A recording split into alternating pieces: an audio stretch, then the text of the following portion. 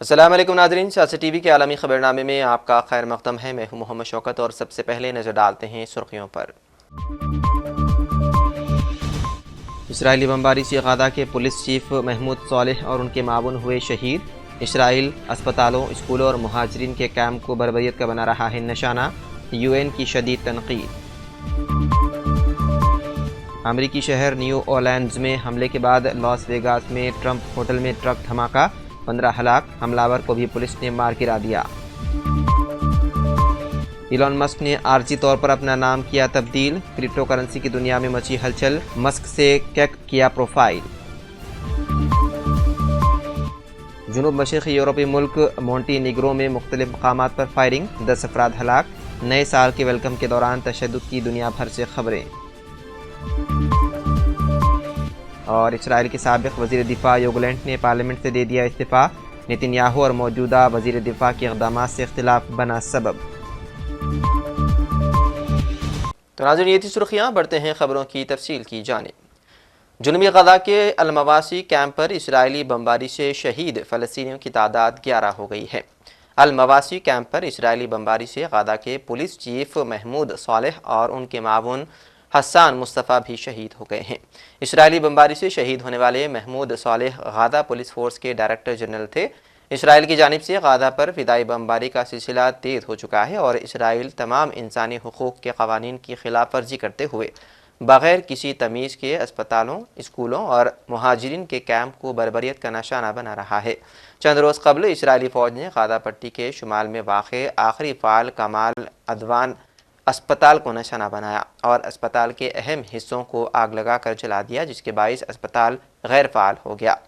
صہیونی forces نے کمال عدوان اسپتال کے ڈائریکٹر حسام ابو سفیہ کو بھی حراست میں لے کر انہیں حراستی مرکز منتقل کر دیا۔ اس حوالے سے اقوام متحدہ کا کہنا ہے کہ اسرائیل کی جانب سے غزہ میں اسپتالوں کو جان بوجھ کر نشانہ بنایا جا رہا ہے، جو کہ نسل کشی کے زمرے میں آتا ہے۔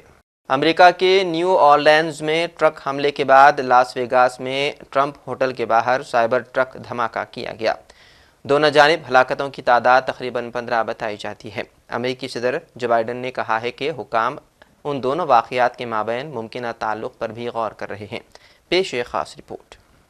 امریکہ کے نیو اورلینز میں ٹرک حملے کے بعد لاس ویگاس میں ٹرمپ ہوٹل کے باہر سائبر ٹرک دھماکے میں بھی ایک شخص مارا گیا۔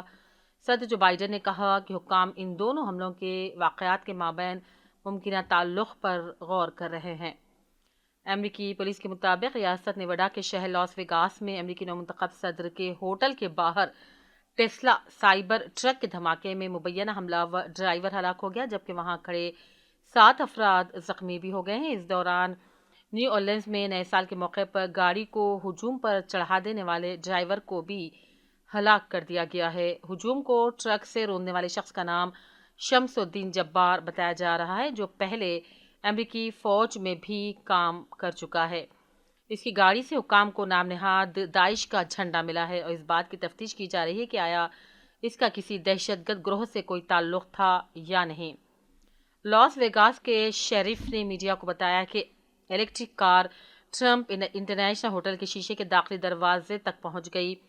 ویڈیو فوٹیجز میں دیکھا جا سکتا ہے کہ ٹرک ہوٹل کے داخلی دروازے پر کھڑا تھا، جس کے بعد اس میں آگ لگ گئی اور چھوٹے چھوٹے دھماکے ہوئے جو آتش بازی کی طرح دکھائی دے رہے تھے۔ حملے میں بتایا جا رہا ہے کہ کم از کم 15 اموات ہوئی، درجنوں افراد زخمی بھی ہو گئے ہیں۔ امریکی صدر جو بائیڈن نے کہا کہ حکام اس دھماکے اور نیو اورلینز میں ایک حملے کے درمیان ممکنہ تعلقی تحقیقات کر رہے ہیں۔ ٹیسلا کے مالک ایلون مسک نے کہا نیو اورلینز حملے اور لاس ویگاس دھماکے کا آپس میں تعلق ہو سکتا ہے۔ امریکی صدر جو بائیڈن نے حملے کے بعد شہر کے میئر کو فون کیا، مکمل وفاقی حمایت کی پیشکش کی۔ وائٹ ہاؤس نے اس حملے کو خوفناک قرار دیا۔ کیمپ ڈیوڈ میں پریس کانفرنس میں بائیڈن نے متاثرین اور ان کے اہل خانہ سے تعزیت کا اظہار کیا۔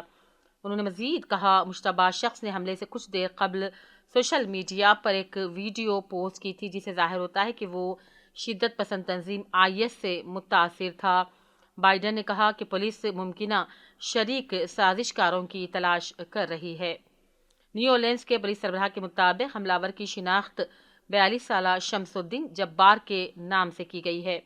حکام کے مطابق شمس الدین اسلحہ سے لیس تھا اور اس نے پولیس اہلکاروں پر فائرنگ کی، جس سے 2 افسران زخمی بھی ہو گئے۔ بعد میں پولیس نے حملہ آور کو ہی ہلاک کر دیا۔ اس بات کی تفتیش کی جا رہی ہے کہ اس کا کسی دہشت گرد گروہ سے کوئی تعلق تھا یا نہیں۔ بیورو رپورٹ، سیاست ٹی وی۔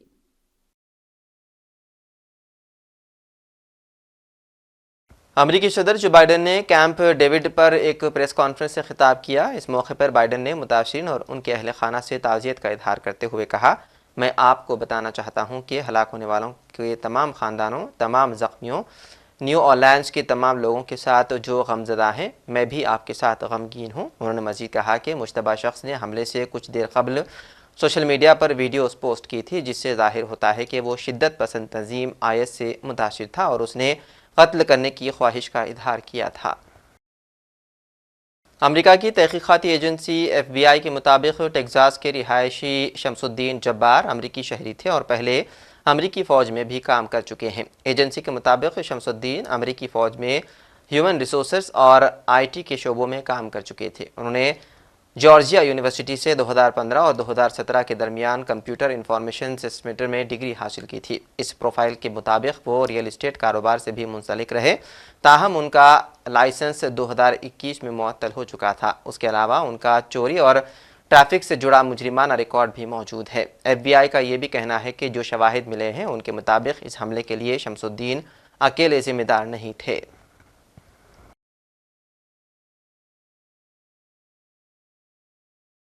دونوں مقامات پر موجود عینی شاہدین نے حادثوں سے متعلق بیانات میڈیا کو بتائے۔ اس موقع پر شدت غم سے شاہدین رو رہے تھے اور لوگوں کے جانوں کے ضیاع پر افسوس و غم کا اظہار بھی کر رہے تھے۔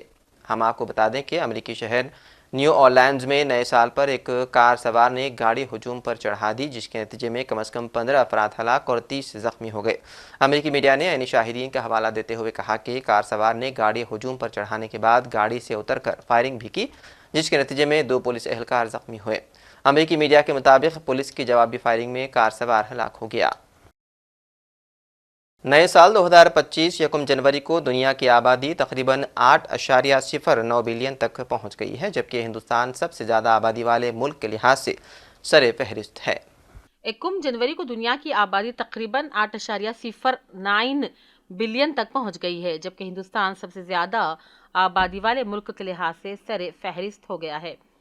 فہرست میں ہندوستان سر فہرست ہے۔ 2024 میں ہندوستان سب سے زیادہ آبادی والا ملک تھا، جس کی تخمینہ 1.41 بلین آبادی تھی۔ ہندوستان نے 2023 میں ہی چین کو آبادی میں پیچھے چھوڑ دیا ہے۔ امریکی مردم شماری بیورو کے اندازوں کے مطابق 2024 میں 71 ملین سے زیادہ افراد کے اضافے کے بعد یکم جنوری 2025 کو دنیا کی آبادی 8.09 تک پہنچ گئی ہے۔ 2024 میں ہندوستان سب سے زیادہ آبادی والی ملک تھا۔ امریکی بیورو نے بتایا ہے کہ یکم جنوری 2025 کو دنیا کی متوقع آبادی 8,92,34,511 ہے، جو کہ 2024 کے نئے سال کے دن سے 9% زیادہ ہے۔ جنوری 2025 کے مہینے کے دوران دنیا بھر میں ہر سیکنڈ میں تقریباً 4.2 پیدائش اور 2.0 اموات متوقع ہے۔ پچھلے سال 0.9% کی چھلانگ 2023 کے مقابلے میں تھوڑی کم تھی، جب دنیا بھر میں انسانی آبادی میں 75 ملین کا اضافہ ہوا تھا۔ امریکی مردم شماری بیورو آبادی کی رفتار کے لیے قلیل مدتی تخمینوں کو اپڈیٹ کرنے کے خاطر ہر سال کے آخر میں آبادی کے تخمینے کے ایک نظر ثانی شدہ سیریز کو مد نظر رکھتا ہے۔ ماہانہ تخمینوں کو اپڈیٹ کرنے کے بعد روزانہ آبادی کی گھڑی کی قدریں انٹرپولیشن کے ذریعے اخذ کی جاتی ہیں۔ بیان میں کہا گیا ہے کہ ہر کیلنڈر ماہ کے اندر روزانہ عددی آبادی کی تبدیلی کی مستقل کو سمجھاتا ہے۔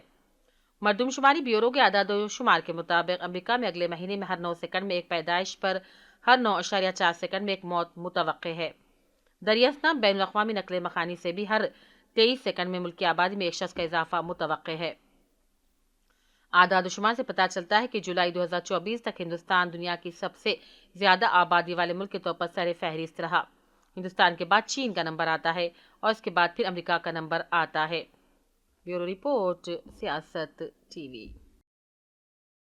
بنگلہ دیش نیشنلسٹ پارٹی کے وائس چیئرپرسن اور فیڈریشن آف بنگلہ دیش chambers of commerce and industry کے سابق صدر عبدالاولا منٹو نے بنگلہ دیش کی سابق وزیر اعظم شیخ حسینہ کی حوالگی کے بارے میں بات کرتے ہوئے کہا کہ جبکہ بنگلہ دیشی حکومت کو یہ حق حاصل ہے کہ وہ ہندوستان سے حوالگی کا مطالبہ کرے۔ حسینہ کو بھی عدالت میں اپنے حق کے لیے لڑنے کا حق ہے۔ انہوں نے بتایا کہ شیخ حسینہ قانون کے مناسب عمل کے ذریعے منصفانہ فیصلے کی حقدار ہے۔ ٹیسلا، اسپیس ایکس اور ٹویٹر جیسی کمپنیوں کے مالک ایلون مسک نے عارضی طور پر اپنا نام تبدیل کر دیا، جس کی وجہ سے کرپٹو کرنسی کی دنیا میں ہلچل مچ گئی۔